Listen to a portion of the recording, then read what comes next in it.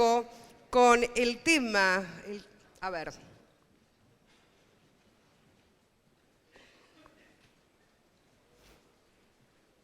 Perdón la rapidez, pero como les decía recién, hay un programa de radio que empieza en un ratito. Gracias, Damián. Elecciones. La Argentina que se va y la que viene. Presenta al señor Alfredo Leuco, CUSICBA. Para ello invitamos al presidente y vicepresidenta de la entidad, Héctor Dodorico. ¿Ya están con nosotros? Vamos subiendo.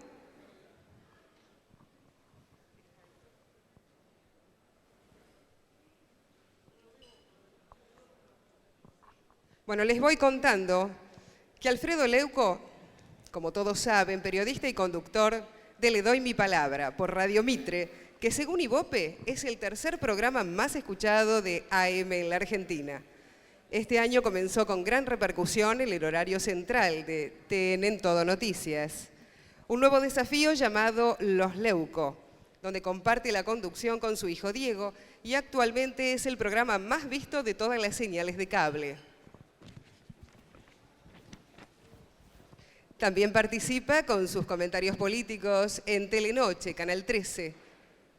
Publicó sus textos en el diario La Nación, Revista Noticias y varios otros medios. Autor de los libros Los herederos de Alfonsín, la trama secreta de la coordinadora. Menem, Entre Dios y el Diablo, el heredero de Perón. Le Doy Mi Palabra y en julio de 2015 publicó Juicio y Castigo, una radiografía crítica del kirchnerismo. Ganó Martín Fierro y el premio Conex al mejor analista audiovisual de la década. Fue subdirector del Cronista, revista Gente y Somos. Trabajó en Clarín, radios como Continental, La Red y en América Televisión y en Telefe. Modera este panel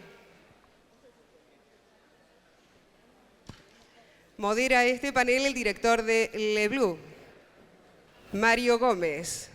Le Bleu Negocios Inmobiliarios, empresa que fundó en marzo del 2010. Exdirector de Toribio. Licenciado en Administración, corredor y martillero público universitario en MBA. Director en la especialización de Desarrollos Inmobiliarios del ICI. Docente del MDI, máster en Dirección de Empresas Constructoras e Inmobiliarias de la Universidad Politécnica de Madrid y profesor visitante del IAE. Vamos a comenzar entonces, bienvenidos, con palabras de los directivos de CUSICBA. El señor Héctor Dodorico con nosotros.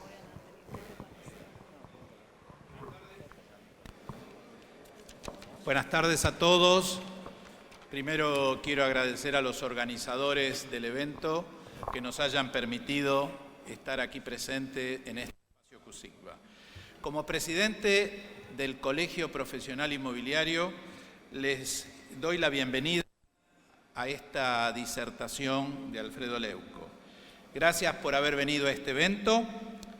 Espero que puedan aprovechar y disfrutar de los conceptos de este importante orador. Quiero dejarlos en la presencia de Gabriela Golzer, la vicepresidenta del colegio, que le va a decir unas palabras. Muchas gracias.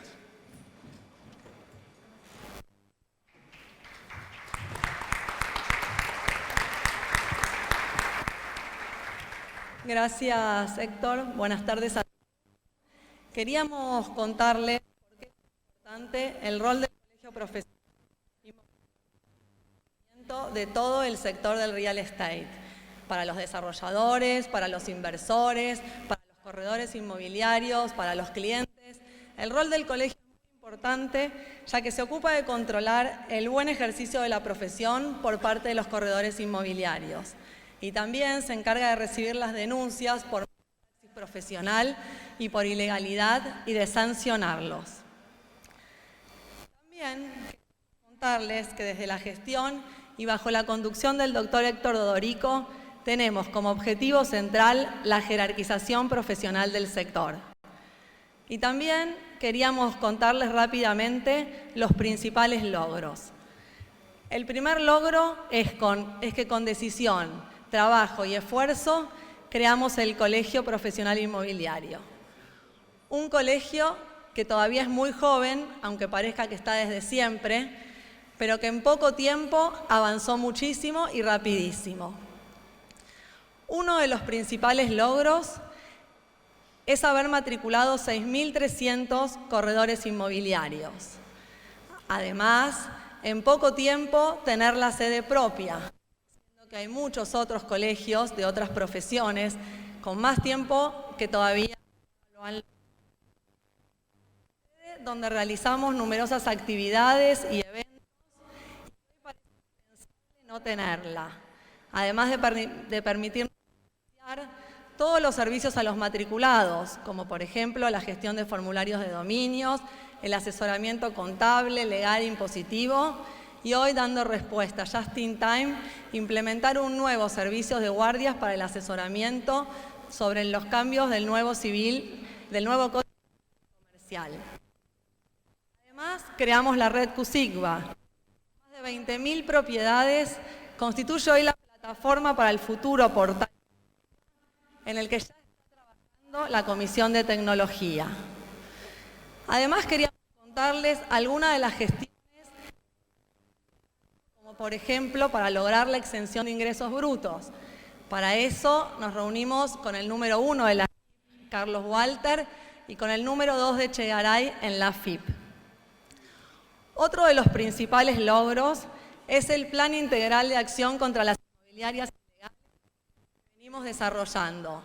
No solo se han realizado todos los procedimientos judiciales y legales necesarios, sino también hemos hecho una campaña de comunicación masiva para informar al público en general sobre los ilegales que hemos detectado con nombre y apellido.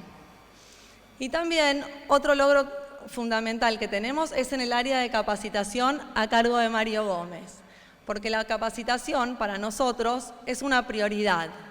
Por eso pusimos más días, más horarios, más profesores, más temáticas y también la biblioteca virtual, que nos permite haber duplicado el número de matriculados que pasaron por nuestros cursos y estar orgullosos de los más de 3.500 matriculados, la mitad del total de matriculados que tenemos en el colegio, que se han capacitado con nuestra propuesta. Y ahora, con la nueva implementación de los cambios del Código Civil y Comercial, hemos agregado más cursos con más disertantes sobre esta temática en particular. A ustedes, especialmente a los matriculados del colegio, los invitamos a informarse y a participar de todas las actividades del colegio. Y ahora los dejo con Mario Gómez, que va a presentar formalmente a nuestro expositor. Muchas gracias.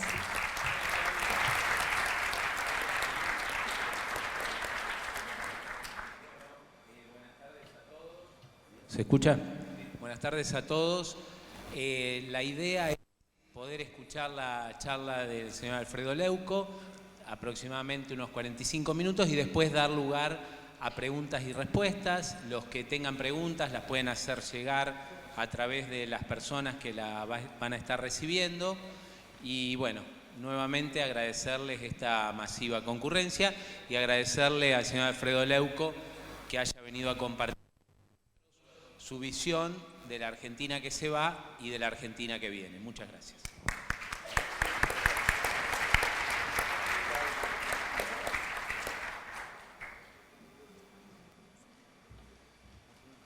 Muy buenos días a todos. Primero agradecer por supuesto a las autoridades del Colegio Profesional Inmobiliario esta invitación y a todos ustedes que hayan venido con tanta masividad. Significa que muchos tal vez alberguen la idea de que algo de lo que yo pueda decirles les resulte útil en su actividad, en su vida cotidiana, y eso es responsabilidad, pero también me produce mucha satisfacción. Les cuento más o menos si les parece bien. La idea es que unos 45 minutos más o menos describir lo que yo creo que pasa en la Argentina, no lo que yo creo en la Argentina. Podemos, después de esos minutos, la idea es que ustedes pregunten con total franqueza, con toda libertad, lo que yo pueda les responderé. La idea es que ustedes pregunten para que que se van sacando algunas. Me parece bien, vamos a sincronizar los relojes 45 minutos. ¿Saben por qué? Porque he dicho que acá en Buenos Aires la hora es distinta a la hora de Córdoba. Yo soy cordobés, si se darán cuenta. A mí me dijeron que aquí en la capital los relojes hacen tic-tac, tic-tac. En cambio en Córdoba los relojes hacen tiki-tac, tiki-tac. Bueno, simplemente una pequeña sonrisa, porque vamos a hablar de temas trascendentes, de temas importantes, pero la idea es quitarle dramaticidad y hacerlo como una charla entre amigos. Primero, ¿cuáles son las asignaturas pendientes, digamos? ¿Cuáles son las herencias más complicadas, más dolorosas, más difíciles que dejan estos 12 años con el mismo, sin lugar a dudas, la historia contemporánea y la historia que nos ha tocado vivir? Un proceso político que tiene fecha de vencimiento, se termina, hablando de la Cámara Inmobiliaria, del Colegio Profesional Inmobiliario, se le vence el alquiler a Cristina Fernández de Kirchner este 10 de diciembre y va a tener que dejar el poder y todos elegiremos nuevo presidente el 25 de octubre o si no en la segunda vuelta en noviembre. ¿Cuáles son las cuestiones que están dejando? Desde el punto de vista, yo diría, económico, prácticamente todos lo sabemos. No se trata de una de las crisis tradicionales de la Argentina, una crisis que se vayan a descontrolar todas las variables, por eso no hay que preocuparse en ese aspecto, pero por supuesto que dejan 2 o 3 elementos que son muy complicados y que el próximo gobierno va a tener que desactivar cuando por la propia elección asuma investir de bastante confianza más del gobierno que se retira, por lo menos en las expectativas que se despiertan. Sin lugar a dudas, la madre de todos los problemas en el plano económico, los voy a ir mencionando nomás porque quiero hablarles un poquito del país que viene y de la política y qué puede pasar en las elecciones. Sin lugar a dudas es la inflación. La inflación es el veneno que ha recorrido toda la actividad comercial y económica en Argentina, todas las deformaciones, todas las dificultades, en todos los aspectos donde usted encuentra algún tipo de problema para trabajar, para ejercer el comercio, para invertir, en todas las actividades el elemento esencial es la inflación ocultada durante mucho tiempo, malversado los números del INDEC a fuerza de cierta patota en su momento con Guillermo Moreno, esa intervención al INDEC y todo lo que ustedes ya conocen respecto de eso. Esa es la explicación, es la causa de otras derivaciones como el cepo que tantas dificultades trae prácticamente en todas las actividades, pero que se nota claramente con un alto impacto en la actividad que desarrollan la mayoría de ustedes. Desde el punto de vista económico, les quiero decir una sola cosa respecto del tema de las inversiones. Al final les voy a contar por qué soy medianamente optimista o optimista en el mediano plazo en la Argentina. Pero cuando uno va a la tabla de la inversión directa que se hace en nuestro país y se fija lo que pasa en el resto de la región, que los que reciban, digamos, una mayor inversión directa sea Brasil, bueno, uno dice, bueno, está bien, Brasil es un país continente, con una gran posibilidad, es un gran jugador en las ligas mundiales, por todo lo que implica su mercado. Bueno, es razonable, correcto que las inversiones vayan más a Brasil que a Argentina. Algunos dicen, bueno, México está en segundo lugar en esa tabla de las inversiones. Bueno, México geopolíticamente es el país que mayor nivel de frontera comparte con los Estados Unidos, también es un mercado potencialmente muy fuerte. Bueno, Brasil y México, hasta ahí. Pero después resulta que Colombia y que Chile y que Perú reciben más inversión directa en estos momentos que la Argentina, y eso no es otra cosa que la mala praxis y ese criterio absolutamente incomprensible de pegarse tiros en los pies de parte de un gobierno que comete muchos errores no forzados y sin ningún tipo de explicación, casi como caprichos producto de cierto dogmatismo ideológico que no conducen a ningún lado. Digamos, esos son más o menos desde el punto de vista económico. Yo recién hablaba con Héctor, con Odorico, y le decía que La verdad que la posibilidad de hablar con los equipos económicos de las 3 personas que tienen posibilidades, porque esa es una de las certezas que tenemos. ¿Quién se va a sentar en el sillón de Cristina Fernández de Kirchner, en el sillón de Rivadavia? La verdad que solamente tienen posibilidades 3 personas y fuertemente 2 de todos los candidatos, y esa es una de las grandes conclusiones que uno puede sacar de las elecciones primarias del 9 de agosto. Entonces, cuando uno habla con los equipos económicos, hay matices entre los tres, por supuesto. Algunos ponen un poquito más de acento en el mercado, otros ponen un poquito más de acento en el Estado. Pero la verdad, en general, todos tienen equipos profesionales, responsables, racionales, con sentido común, y ninguno de ellos dice que estas dificultades de las que estamos hablando, ni el tema de la inflación, ni el tema de las inversiones, ni el tema del cepo, sean dificultades terminales, que nos generen una crisis realmente de grandes proporciones. No, todos dicen que es una crisis misteriosa, insisto, economistas profesionales y con sentido común, esos problemas más temprano que tarde se van a ir solucionando. Allí no está la madre del problema económico. Lo más grave desde el punto de vista de las dificultades que tienen que ver con 2 o 3 temas que uno los podría calificar de cultura. Hay uno que sin lugar, si quieren lo desarrollamos, pero que es el narcotráfico. El narcotráfico se ha instalado en los últimos 5 o 6 años, sobre todo con una contundencia muy fuerte, y más allá de lo que diga Aníbal Fernández y que tenga, digamos, hasta la altanería de discutirle al Papa Francisco en el tema si Argentina fabrica o no, hay que decir que todos los especialistas que conocen de verdad el tema del narcotráfico han registrado que en la Argentina existen los 4 eslabones que hacen encender las luces rojas en el tablero de cualquier país. Primero, el consumo. Somos el país que más consume cocaína en América Latina. Segundo, la fabricación. Porque si hay Paco en la Argentina, sin lugar a dudas hay cocaína, porque el Paco es la degradación, es lo que queda, es la basura de la fabricación de la basura de la cocaína, y por lo tanto son varias las cocinas que, como dicen en la jerga los policías, en Ingeniero Magwitch, en distintos consumo creciente, hay fabricación, hay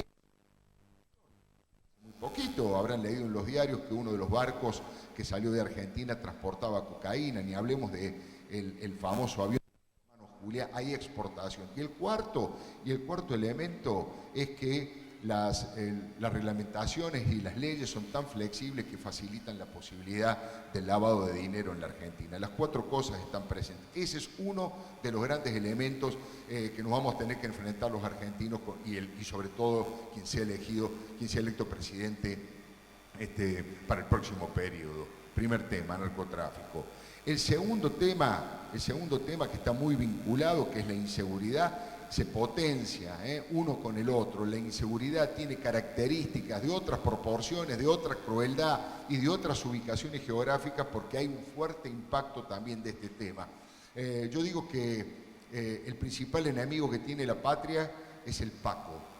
Simplemente hace falta ir, mi trabajo me da la posibilidad, el oficio que tanto amo me da la posibilidad de ir a los lugares más marginales, en donde hay mayor cantidad de gente excluida, y también tengo la posibilidad, por suerte, de ir a los países centrales y hablar con los empresarios más importantes, y esas 2 cosas me permiten decirles que el Paco es nuestro principal enemigo, porque un joven que consume Paco en 6 meses le quema la cabeza, lo convierte directamente en un fantasma que pierde el valor de su propia vida, y si alguien pierde el valor de su vida, imagínense lo que significa el valor de la vida. Por lo tanto, está dispuesto a matar por 100 para comprar Paco. Allí está narcotráfico y seguridad mezclados. Elementos, una de las peores, digamos, herencias que van a dejar estos 12 años, además de los temas económicos que le planteaba. Pero si ustedes me hablan, esto no es tampoco el principal de los problemas global. El principal de los problemas es que queda una sociedad fracturada, lo que Jorge Lanata suele llamar la grieta. A mí me gusta decir la social expuesta. Hemos regresado a los tiempos en que nuestros padres, o en los más jóvenes, nuestros abuelos, nos contaban de lo que fue el enfrentamiento peronismo-antiperonismo y de qué manera el odio, la bronca, fue diseminándose en la sociedad y generando cosas insólitas que no sospechábamos, familias que no se juntan los domingos porque la mesa familiar se transforma en una verdadera batalla y una pelea y una discusión todos los domingos, amigos de toda la vida que han dejado de hablar. Nunca pensamos que íbamos a llegar a una situación como esta. ¿Saben por qué? Porque nos costó mucho a los argentinos, mucho nos costó superar aquellas diferencias y aquellas peleas entre peronismo y antiperonismo. Sociólogos que lo ubican, que eso recién se superó con el abrazo. Tiempo que recién se superó el balcón de la casa. Frente al levantamiento cara pintada, pero lo cierto es que nos llevó mucho tiempo y tenemos que tratar de evitar que esta vez nos lleve tanto tiempo. Cada uno lo que puede prometer puentes allí donde hay trincheras, no solamente por un tema de convivencia, sino por un tema económico de desarrollo. Los países que no están cohesionados como sociedad tardan mucho más en crecer y en desarrollarse. Necesitamos un país donde discutamos, debatamos, tengamos todas las posibilidades de diferenciarnos de los matices, pensamiento ideológico, lo que ustedes quieran, pero tenemos que tener un criterio unificado como nación para poder crecer. Esa fractura, esa división que existe prácticamente en todas las entidades intermedias, centrales sindicales hay 5, centrales empresariales están fracturadas, la mesa de enlace está fracturada, los distintos sectores de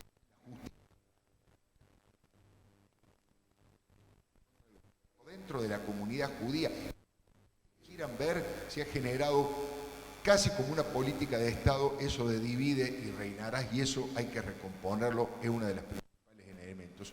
Y como subproducto de esto, el otro elemento tremendo con el que nos tenemos que enfrentar es que se instaló cierta cultura del vale todo, cierta cultura de no hace falta que te esfuerces, no hace falta que estudies, no hace falta que tengas una actitud de sacrificio, todo lo mismo, esa cosa de igualar prejuicios, de que una forma de defender a aquellos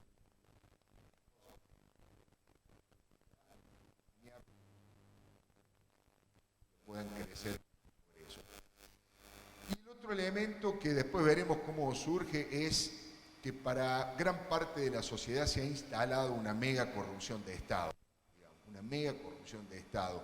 Yo digo, me equivoco, seguramente habrá gente que piense lo contrario, pero les doy mi opinión con toda franqueza. Yo creo que este es el gobierno más corrupto desde el retorno de la democracia en 1983, porque han instalado un mecanismo sofisticado en donde ya no es la vieja y tradicional coima de los gobiernos que para hacer una obra pública te piden el 10%.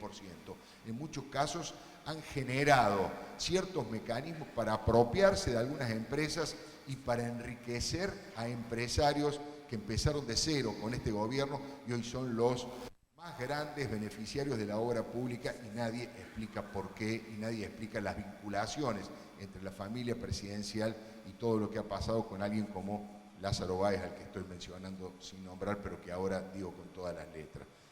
Estas son más o menos las grandes dificultades que tenemos que enfrentar. Tenemos una gran ventaja para hablar de política hoy, que es que no hay que hablar de ninguna encuesta, porque hemos tenido la encuesta más extraordinaria que podemos tener, que son las elecciones primarias. En las primarias no hay nadie que pueda dibujar los números, no hay nadie que pueda mentir. Allí está gran parte de la verdad de lo que piensa nuestro pueblo, de lo que piensa nuestra sociedad en este momento histórico. Y desde el punto de vista conceptual, por primera vez, el 25 de octubre, van a confrontar dos valores simbólicos, dos conceptos que están muy instalados en el seno de la sociedad, en el seno de la República Argentina. Esos dos conceptos que van a luchar entre sí desde el punto de vista electoral, seguramente todos lo hemos escuchado. Cualquiera en el supermercado, en su trabajo, en el subte, con amigos, en un asado, uno escucha ese concepto que dice, mira, este país no lo puede gobernar nadie que no sea peronista. Hay un sector importante de la sociedad que adhiere a ese pensamiento y un sector masivo de esta sociedad. Vamos a ver realmente cuánto mide, cuánto pesa desde el punto de vista electoral este 25 y si hay segunda vuelta. Pero simultáneamente hay otro, yo diría un pensamiento simétrico de signo contrario que dice, así no fue durante todo este tiempo. Tenemos que buscar algo nuevo porque en los últimos 64 años gobernó el 50%, 32 años el Partido Justicialista, para bien y para mal. Es claramente el partido del poder en la Argentina, el peronismo. Fíjense que con 32 años de democracia recuperada desde el 83, ha habido 8 años de gobiernos radicales y 24 años de gobiernos justicialistas en sus distintas variantes. Entonces hay un sector de la sociedad que también es masivo, que está reclamando un cambio, que quiere algo nuevo y que quiere ver de qué manera se puede construir un país prescindiendo o no apoyándose siempre en la estructura histórica del peronismo.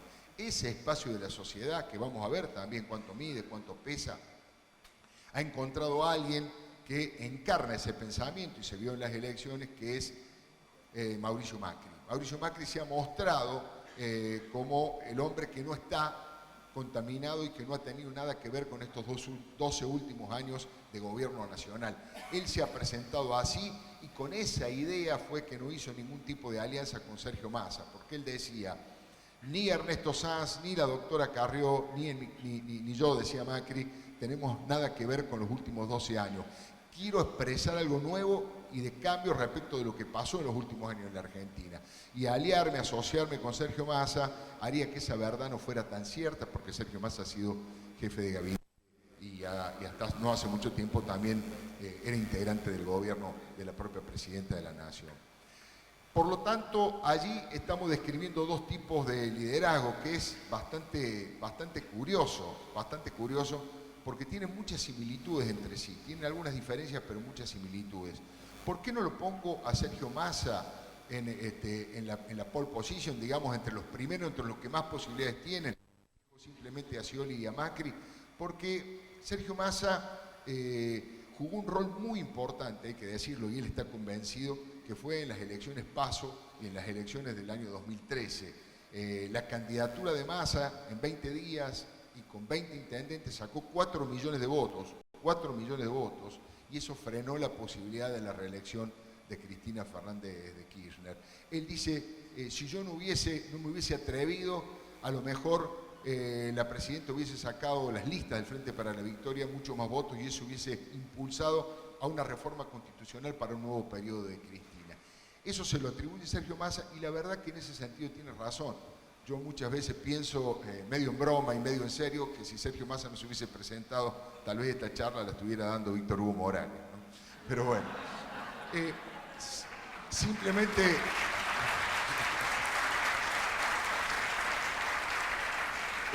simplemente tal vez Massa fue el mismo mecanismo y el mismo fenómeno que ocurrió con Francisco de Narváez, ¿se acuerdan ustedes? También con poca trayectoria en la política le ganó a la lista que encabezaban Néstor Kirchner, Daniel Scioli y Sergio Massa, ¿se acuerdan ustedes? Y no eran todos votos de Narváez, de hecho después lo fue perdiendo, y estos tampoco eran todos votos de Sergio Massa. Se transformaron en un instrumento, en una herramienta que un determinado sector de la sociedad utilizó, le fue útil para poder cerrar el paso a una nueva reelección y tratar de mantener la República de pie y frenar cualquier tipo de eternizarse en el poder. Por eso lo pongo a Massa, porque perdiendo un punto y en las últimas elecciones y me parece que ese 10% que le saca la Alianza Cambiemos la coloca con mayores posibilidades. Pero tampoco lo descarto a Sergio Massa, porque hace 6 meses Sergio Massa estaba primero en las encuestas. O sea, hay cierta volatilidad, mucha fugacidad, y todavía faltan 60 días, y en esos 60 días puede pasar cualquier cosa en la Argentina, en el sentido de que aparezca alguna situación novedosa. Fíjense lo que las inundaciones, el impacto que ha generado. Yo le digo a los dos que mayores que ser presidentes de la nación tienen algunas cosas en común que son increíbles. En los últimos días, en las últimas horas, se han peleado, se han tirado con distintos adjetivos, han sido más agresivos uno con el otro, pero la verdad que tienen una amistad, están formados. Los dos, tanto Macri como Scioli, son hijos que hicieron por y que ellos no fueron partícipes de ello, ellos fueron beneficiarios del trabajo que realizaron sus padres como Macri. Ninguno de los dos viene de la militancia tradicional de la política, vienen de la universidad, de los gremios, del trabajo gremial o sindical en las organizaciones intermedias. Los dos vienen de la militancia en el territorio de las celebridades. Los dos han construido su popularidad en el territorio de la relación con los deportistas, en la relación con el mundo de la farándula y del espectáculo. De hecho, con su lancha como Scioli y el otro con Boca Juniors, lograron, a eso le sumaron la relación con la gente del mundo del espectáculo. No es casual que los tres candidatos más importantes hayan ido al programa de Marcelo Tinelli en su momento. Ese es el lugar en donde ellos han conseguido uno de los objetivos de todo político, que es popularidad, hacerse conocidos. Y les digo, no es poco, no hay muchos argentinos que tengan 100% de conocimiento. Daniel Scioli tiene 100% de conocimiento, Mauricio Macri tiene 100% de conocimiento, Fernández de Kirchner, por supuesto, los que han pasado por la presidencia inmediatamente dejan, no hay un solo argentino que no los conozca. Sin embargo, el resto de los candidatos no tiene 100% de conocimiento. Tienen esas características similares. ¿Qué otra cosa los iguala? Vienen de gobernar durante 8 años, es decir, 2 gobiernos consecutivos, los 2 distritos más importantes de la Argentina, la provincia de Buenos Aires y la ciudad de Buenos Aires. Esas son más o menos las características similares, pero cada uno tiene sus propias fortalezas y sus propias debilidades. Respecto de las fortalezas que tiene Daniel Scioli, es muy curioso, porque no tiene fortalezas tradicionales vinculadas a la política y a la economía. Tiene algunos, yo diría, conceptos que están más ligados a la cultura y a la familia. Me divierto preguntándole a los consultores qué es lo que tiene Daniel Scioli, que siempre tiene una intención de votos realmente muy fuerte. Scioli tiene una actitud de crítica y he querido bromear con él, peronista, va flotando, siempre llega flotando Daniel Scioli y que es un de teflón en el sentido de que nunca se le pega nada. Miren, hay ejemplos concretos. Con de Nisman, la candidatura de Scioli perdió 5 puntos. A la semana ya los había recuperado. Cuando uno le pregunta y pone en aprieto a un sociólogo o a un encuestador, la respuesta mejor que yo encontré, porque un gran orador no es Daniel Scioli, un orador que en las tribunas emociona y levanta las masas populares. Para ponerle ejemplo de los 2 partidos mayoritarios, no es ni Alfonsín ni Cristina. Cristina es una oradora y Alfonsín también. Scioli no lo es. Tampoco es un gran constructor político en función de que hoy no tiene su propio bloque de diputados, tiene muy pocos diputados a favor, no se ha dedicado a construir el sciolismo hasta ahora, porque puede ser que construya el sciolismo una vez que llegue, si es que llega a la presidencia. Y la fortaleza que él tiene es cultural, la explican los consultores diciendo que es el tipo de candidato que toda madre sueña que se case con su hija. Porque el optimismo, la esperanza, no es un tipo conflictivo, genera siempre, es un hombre forzado, que ha superado una tragedia personal muy grande.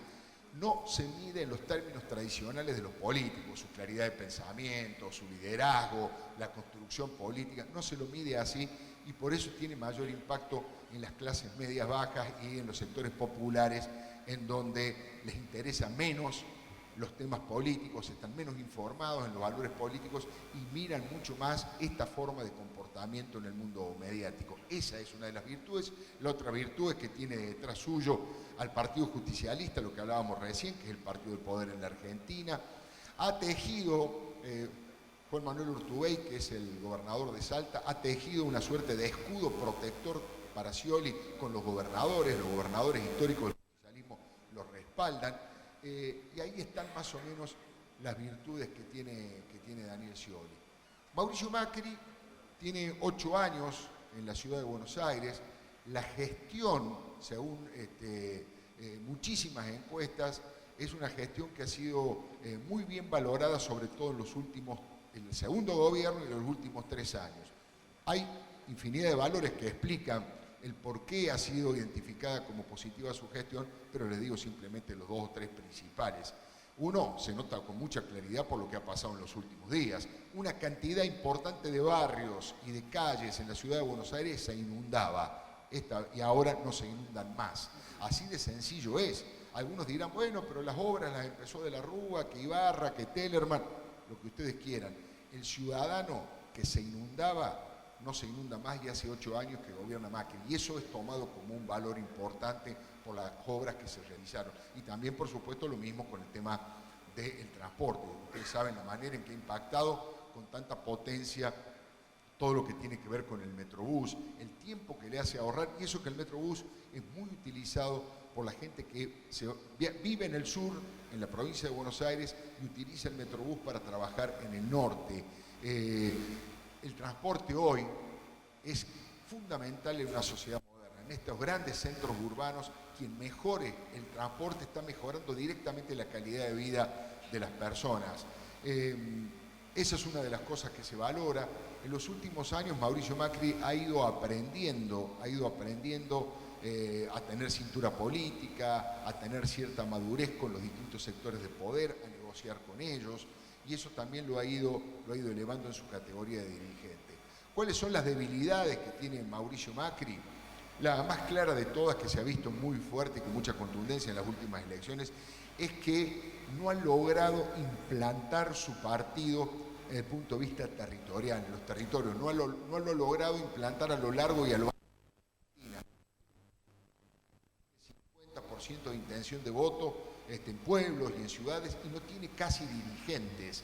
Y eso finalmente se paga, no solamente por la falta de fiscales a la hora de controlar una elección, también porque le hace perder volumen político a la estructura que lleva la candidatura de Mauricio Macri. El ejemplo más claro fue Santa Fe. Un candidato de 30 puntos es un diamante como el caso de Miguel del Cel en Santa Fe, y fíjense ustedes que perdieron la elección por 1.500 votos y ganaron solamente en 2 pueblos en toda la provincia de Santa Fe. Es decir, que no tenían un trabajo político territorial y habían demasiado a la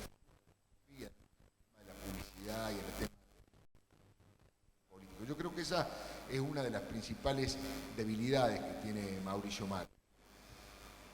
Lo que yo quiero comentarles, porque veo que ya me quedan 10 minutos, es qué va a pasar de ahora en más. ¿Qué va a pasar en Argentina? ¿Qué puede ocurrir si gana uno o gana otro desde el punto de vista político?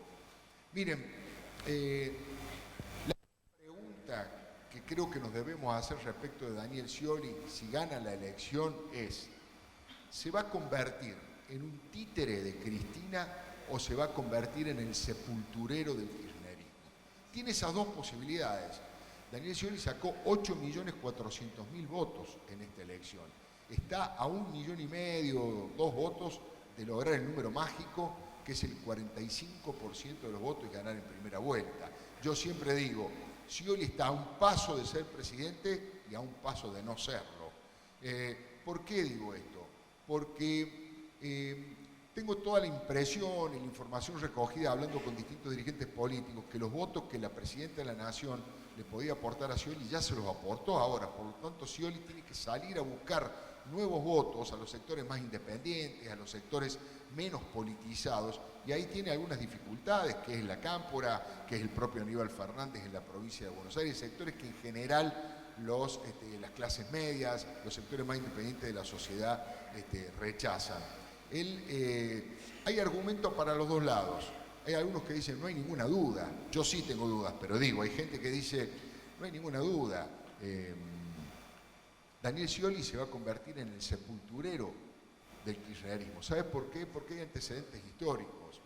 La traición desde Maquiavelo para acá es un elemento importante en la construcción futura de la política. Así fue como Duhalde lo traicionó a Menem, así fue como Kirchner lo traicionó a Duhalde, y se supone que Daniel Scioli va a traicionar al kirchnerismo. ¿En qué sentido? En sentido psicoanalítico, que va a construir su propio espacio y va a tratar de fundar el sciolismo como Kirchner intentó fundar el kirchnerismo, como Duhalde el dualdismo y como Menem el menemismo. Es decir, que el devenir de un movimiento de masa, de un partido del poder, siempre aquel que gana la elección se convierte en el líder, en el conductor de ese espacio. Ese es uno de las posibilidades. Pero también hay otros que dicen, de ninguna manera. Daniel Scioli ha llegado hasta acá con un nivel de sumisión, de aceptación, de verticalismo en las políticas de Cristina Fernández de Kirchner y no va a cambiar a esta altura de la vida. Finalmente, si gana Scioli, va a ser un títere de la presidenta. La presencia de Carlos Zanini en ese lugar lo confirma. Todo el Estado Nacional lleno de cuadros de... También es una cosa que le va a jugar en contra a Scioli. Vamos a ver si la va a poder dominar. La va a poder dominar cuando uno habla con él y con la gente que lo rodea. Él dice que se lo subestima, que él ya demostró, por ejemplo, en la provincia de Buenos Aires, que lo mandaron a Gabriel Mariotto como el mismo criterio de Carlos Zanini para que erosionara sus posibilidades, para que jugara de stopper en términos futbolísticos y le respirara la nuca, y sin embargo él siempre hace la pregunta con cierto humor. ¿Y dónde está Mariotto ahora?, pregunta Scioli. Lo tengo acá, dice, en el bolsillo, está trabajando para mí. Entonces muestra que a su estilo, con sus características, él finalmente va a ser el que mande. Veremos, de eso yo no estoy seguro. En el caso... Por lo tanto, yo sospecho, advierto que si gana las elecciones Daniel Scioli, vamos a asistir a unos primeros 6 meses, un año, de ciertos chisporroteos desde el punto de vista político, porque va a haber una lucha por el poder, por el contenido que va a tener Daniel Scioli.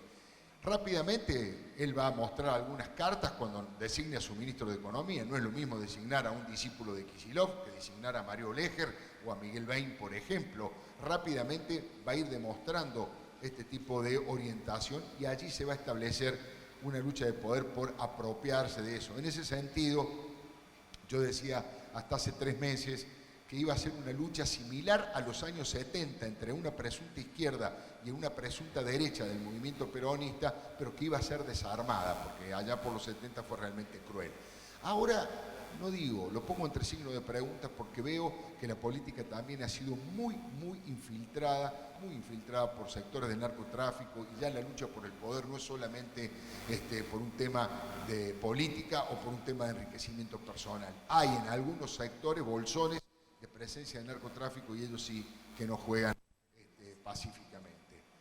En el caso de Mauricio Macri, la gran pregunta que todo el mundo se hace es si llega a la presidencia, ¿va a poder gobernar? ¿Tiene las espaldas, la capacidad, la muñeca política? Para empezar, ninguno de los dos va a tener mayorías parlamentarias. Y eso es muy bueno. Hay gente que lo ve mal y yo lo veo como algo muy positivo porque los va a obligar a dejar de considerar, como se ha considerado estos últimos años, el Congreso de la Nación casi como una escribanía, casi como gente que levanta la mano sin ni siquiera saber de qué se trata. El hecho de que no haya mayorías va a obligar a la gente a sentarse, a consensuar, y generalmente esas leyes, cuando se discuten entre sectores, alguien tiene que ceder de un lado, alguien cede del otro, y salen leyes que son más útiles para todos los argentinos. Por eso Macri dice, con razón, que tiene experiencia en gobernar sin mayorías, porque en la ciudad de Buenos Aires tuvo que hacer esos acuerdos con los distintos bloques, porque en los 8 años Mauricio Macri nunca tuvo mayoría en la legislatura de la ciudad de Buenos Aires. Pero siempre está la preocupación. Fíjense que gane cualquiera de los dos, va a haber una gran novedad desde el punto de vista histórico. Si gana Scioli, por primera vez la Argentina va a ser gobernada por alguien que fue vicepresidente o por alguien que fue gobernador de la provincia de Buenos Aires. Nunca hubo un vicepresidente o un gobernador de la provincia de Buenos Aires en la presidencia, salvo el caso de Duhalde, que es un caso que no llegó por el voto de las urnas, sino por una crisis institucional. Y en el caso de Macri, por primera vez va a llegar a la presidencia de la Nación, si gana, alguien que no viene de la matriz peronista ni de la matriz radical, por primera vez. Y esto es toda una novedad, porque por lo que se está viendo hasta ahora, no va a tener demasiados gobernadores a su favor también. Va a tener la Ciudad de Buenos Aires, la provincia, que es un caso especial. Hay que ver qué pasa en la provincia con el crecimiento que ha tenido su candidata María Eugenia Vidal, pero digamos, sería bastante problemático para un presidente Macri tener, por ejemplo, a un gobernador de la provincia de Buenos Aires como Aníbal Fernández, rodeado por la cámpora y por lo más duro y lo más extremo del cristinismo o del kirchnerismo.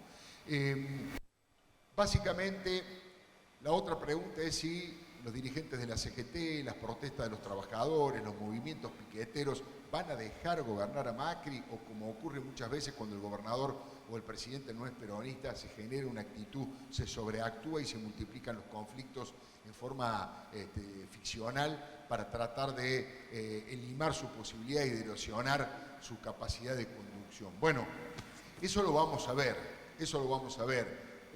Cuando uno se lo pregunta mano a mano, él también dice que ya hizo esa experiencia. Y hay algo que es cierto. Recordarán ustedes que en el primer gobierno de Mauricio Macri, bueno, le tomaban los hospitales, le tomaban los edificios de gobierno, muchas escuelas. El gremio municipal y el gremio docente y el gremio de subterráneos son gremios muy combativos, muy fuertes, muy duros.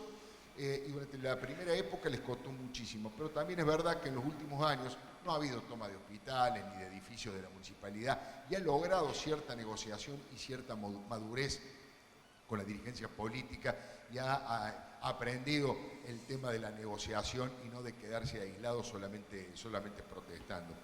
Les cuento una pequeña anécdota para ver que algunas cosas han ido cambiando.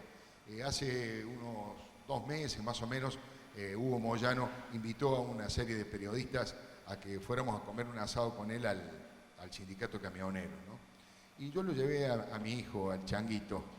Lo llevé porque le digo, vení, vamos a ver cómo funciona la lógica de un hombre que tiene muchísimo poder y que no terminó el colegio primario.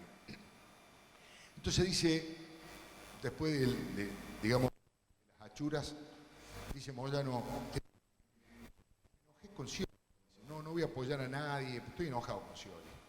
Digo, ¿por qué está enojado con Scioli? Bueno, porque todo el tiempo, sí Cristina, y la verdad que no me lo banco. Yo también, cuando tenía relación con la presidenta, todo el tiempo ella quería que yo le dijera que era la más linda y la más inteligente. Y eso se lo digo solo a mi mujer.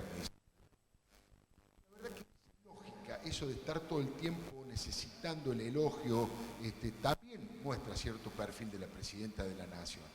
Dice, me enojé con Scioli y le saqué la plata al Banco Provincia. Apá, le digo, ¿todo el dinero del gremio del Banco Provincia? No, dice, si le saco todo el dinero del Banco Provincia lo fundo.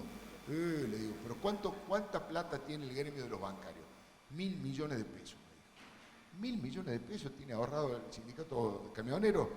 ¿Cuánto le sacaste? Le saqué 300. Le dejé 300, otros 300. Se lo llevé al Banco de Córdoba, a José Manuel de la Sota, dice, al Banco de Córdoba, y los otros 300 se lo llevé al Banco Ciudad, Mauricio Macri, dice. No terminó el primario, Hugo Moyano. Entonces le digo, ¿y qué tal con los 3 bancos? Y mirá, dice, el que menos interés me dio fue el Banco Ciudad. Peleaban, pero al final dije, me das menos interés, entonces abrime una línea de crédito para los trabajadores camioneros sobre la base de ese dinero que yo te aporto. Entonces, recibo menos interés, pero le puedo decir a la gente del gremio que abrimos una línea de crédito para ellos. Fíjense la lógica a la hora de gobernar. Pero bueno, lo que les quiero contar es que cuando ya eran 2:30, 3 de la mañana y había pasado algunos vinos, yo me atreví y le dije, bueno, Hugo, pero ¿a quién votarías vos? Decí la verdad, suponte que las elecciones fueran el domingo. Y yo lo votaría a Macri. Digo, sí. ¿Y los morochos, los camioneros, qué opinan de Macri? No les cae mal. El hecho de haber pasado por Boca le ha dado cierta pátina popular que no les molesta. Y además, esto lo agrego yo porque no lo conto, cuando hubo cambio de la empresa, una de las empresas recolectoras de residuos en la ciudad de Buenos Aires, se recordarán algunos de ustedes que se cambió de empresa y se les reconoció la antigüedad a los trabajadores camioneros de la empresa anterior, y eso fue 400 millones de pesos que puso el gobierno de la ciudad y que se repartió entre todos los trabajadores, los recolectores de residuos. Es decir, que había como negociaciones de estas características que hablan de cierta novedad y de cierto, digamos, de cierta situación y cierta negociación casi mano a mano. Finalmente, repito lo que les dije al principio, los temas económicos tienen solución con economistas profesionales, no es lo más grave. Los temas desde el punto de vista de la lucha contra la inseguridad y el narcotráfico, con un gobierno que realmente fije las prioridades, van a ir, y lo más importante va a ser cerrar esa brecha que se abrió entre los argentinos, que tal vez es lo que nos lleve más tiempo. Yo, después de haber leído infinidad de definiciones sobre lo que es democracia, me quedo con una para terminar, que, bueno, aquí en la Argentina la dijo Domingo Faustino Sarmiento, en Chile la usó como motivo de campaña Ricardo Lagos en su momento, pero en realidad pertenece a un viejo jurista italiano. Dice que democracia es generar la mayor cantidad de felicidad para la mayor cantidad de gente. En eso creo, y ojalá esta charla haya sido un pequeño granito de arena para ir en ese rumbo y en ese sentido. Muchas gracias.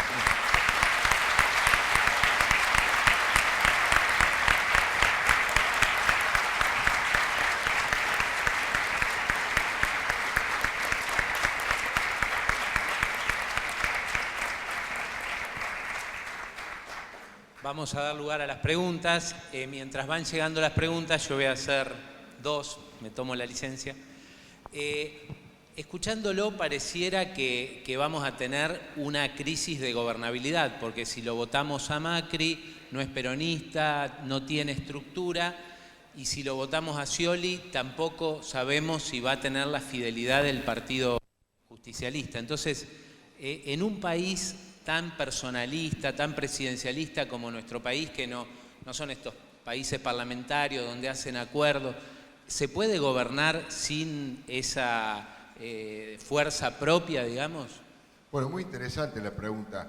Yo lo que advierto es que por esta característica que está diciendo, que yo les comentaba también, vamos a tener 6 meses, un año de ciertos chisporroteos. Cada uno de los candidatos, el que llegue a la presidencia, va a tener que demostrar su cintura, su capacidad de estadista para lograr legitimidad en el ejercicio del poder. Eso sin ninguna duda. Pero yo soy optimista en el mediano plazo, ¿por qué? Por 2 o 3 elementos, algunos políticos y otros económicos. Políticos, porque con la presidenta de la Nación, con Cristina, se termina la generación de los 70.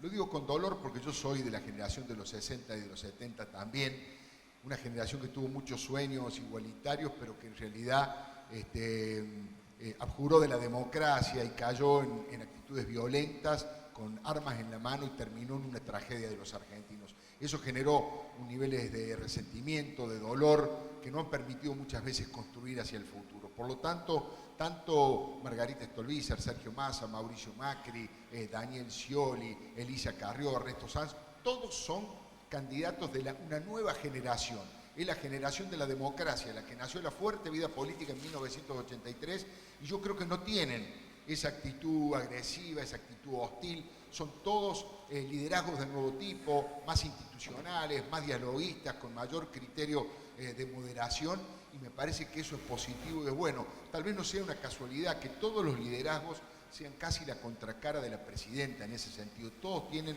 una actitud de mayor diálogo y de mayor acercamiento a los sectores. Cada uno le podrá gustar las determinaciones, las leyes, políticas que lleven adelante, pero la mayoría de los candidatos son gente de junta,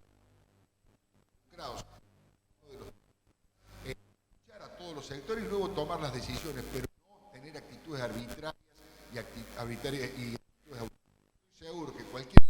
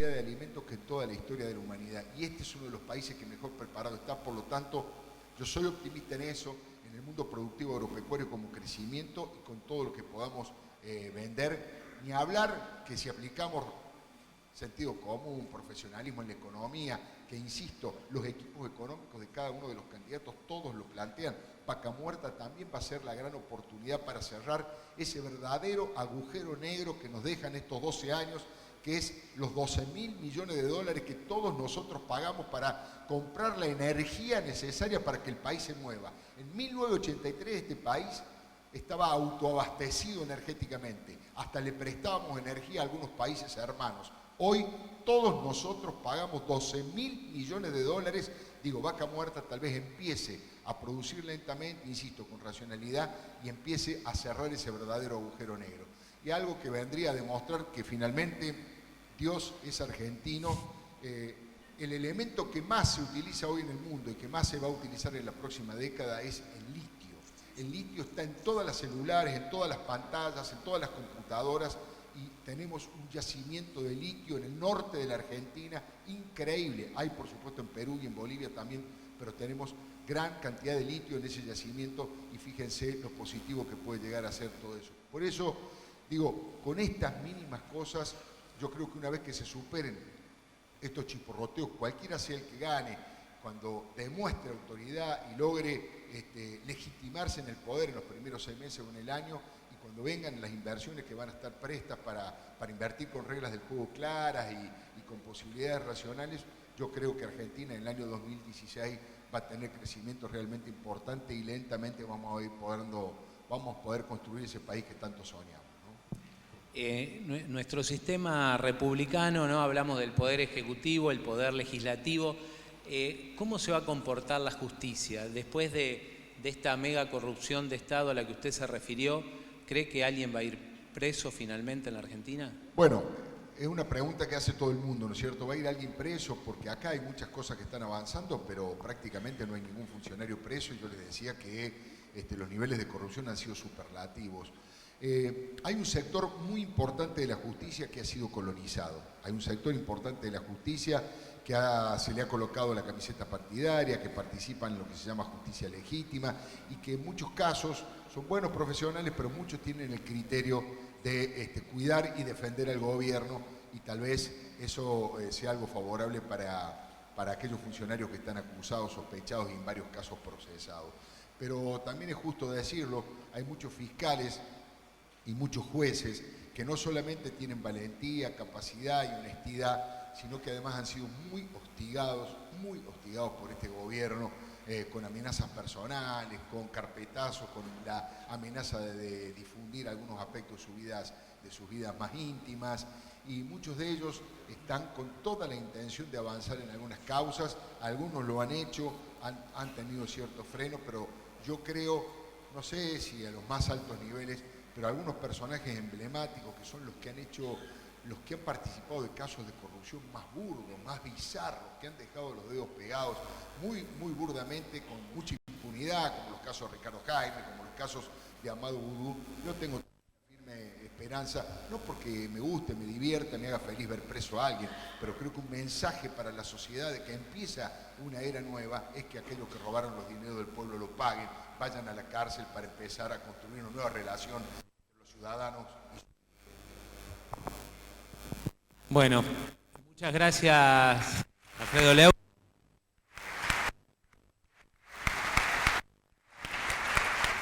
Lamentablemente el tiempo es tirano. Los invitamos a participar a continuación de un foro sobre el nuevo Código Civil y Comercial que se va a desarrollar en este mismo auditorio. Muchas gracias. Gracias, Mario Gómez. Gracias, la gente de COSICBA. La verdad que tener a Alfredo Leuco entre nosotros fue un prestigio. La sala se llenó, muchísima gente parada. Nosotros vamos a desalojar en este momento la sala porque vamos a dar comienzo inmediatamente al tema del Código Civil, a nuevos procesos y nueva ley civil. Así que les pido, no hay más remedio que sí desalojarla. No dejen nada aquí. Quienes se quieran quedar a la próxima charla, bienvenidos. Y si no, después seguimos con el cronograma habitual de las 15 horas como figura en el cronograma. Muchísimas gracias por estar, por permanecer y por tener tanta paciencia y los horarios estirados. Así es cuando uno le da tanto placer escuchar a quien tenemos delante. Gracias, buenas tardes.